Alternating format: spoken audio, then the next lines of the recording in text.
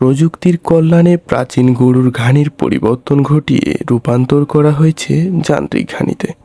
এমন একটি কর্মযজ্ঞ দেখার জন্য আমরা কৃষি ও মাটি টিম এসেছি কুমিল্লার ঐতিহ্যবাহী কাশ্মীরি ফ্রুট প্রোডাক্টসে।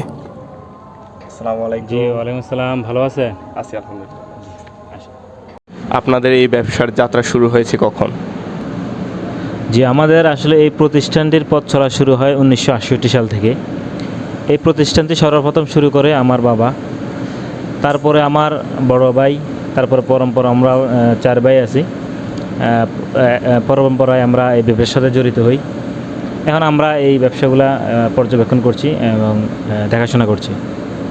আপনাদের এই জায়গায় প্রচুর পরিমাণে সরিষা দেখা যাচ্ছে, এগুলো কোথা থেকে আপনারা কিভাবে সংগ্রহ করছেন? এই সরিষাগুলো আমরা উত্তরবঙ্গ থেকে বেসিক্যালি সরিষাগুলো নিয়ে আসি। এগুলা সম্পূর্ণ 100% দেশি সরিষা। এখানে কোনো বিদেশি ইম্পোর্টের সরিষা অর্থাৎ এলসি সরিষা নাই। ফুল যত আপনি এই বস্তাগুলো দেখতেছেন এগুলো সবগুলো দেশি সরিষা এবং আমাদের এই দেশের সম্পদ। এগুলোর মাধ্যমে কৃষকরা উপকৃত হচ্ছে। তো কৃষকরা একটা ভালো একটা দাম পাচ্ছে এবং আমরাও কৃষকরা করাতেই আমরা ওই সরিষাগুলো সংগ্রহ করতে পারতেছি। এই ঘানি ভাঙ্গা সরিষার তেল উৎপাদনের প্রক্রিয়াটা কিভাবে শুরু হয়, কোথা থেকে শুরু হয়, কোথায় গিয়ে শেষ হয়, যদি একটু বিস্তারিত বলতেন। আমরা এই সরিষাটা প্রথমে আমরা নিজেরা মাঠে গিয়ে এটা দেখি যে সরিষার কোয়ালিটি কেমন। সরিষার কোয়ালিটি যাচাই বাছাই করার পর আমরা এই সরিষাটা আমাদের কারখানায় নিয়ে আসি। তারপর কারখানা আনার পরে যে প্রথম যে কাজটা আমরা করি, এগুলোর মধ্যে অনেক ধুলাবালি থাকে। এটা আমাদের যা ডাস্ট ক্লিনার আছে যে এটার মধ্যে পরিষ্কার করি।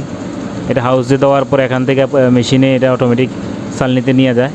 ওখানে গিয়ে জাস্ট এটা পরিষ্কার হয়ে তারপর আরেকটা ফ্রেশ একটা আমাদের যে হাউসটা আছে ওই হাউসে পরে ওখান থেকে আমরা আবার নিয়ে যাই এটাতে ঘানিতে নেওয়ার পরে ঘানির মাধ্যমে প্রসেস করে তারপর তেল বের করা হয়।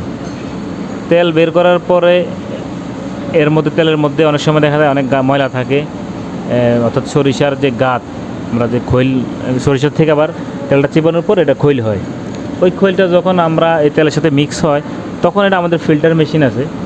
এই মেশিনগুলো ম্যানুয়ালি, কোনো কেমিক্যাল না, উইদাউট কোনো প্রিজারভেটিভ নাই, শুধু কাপড়ের মাধ্যমে এই ইয়েগুলো আমরা অপসারণ করি তেল থেকে। তারপরে যখন তেলের কোয়ালিটি দেখি যে না কোয়ালিটি আসছে, যে তেলের মধ্যে কোনো ইয়ে নাই, ময়লা নাই অথবা কিছু নাই, তারপর গিয়ে আমরা দেন এটা বাজারজাত করি।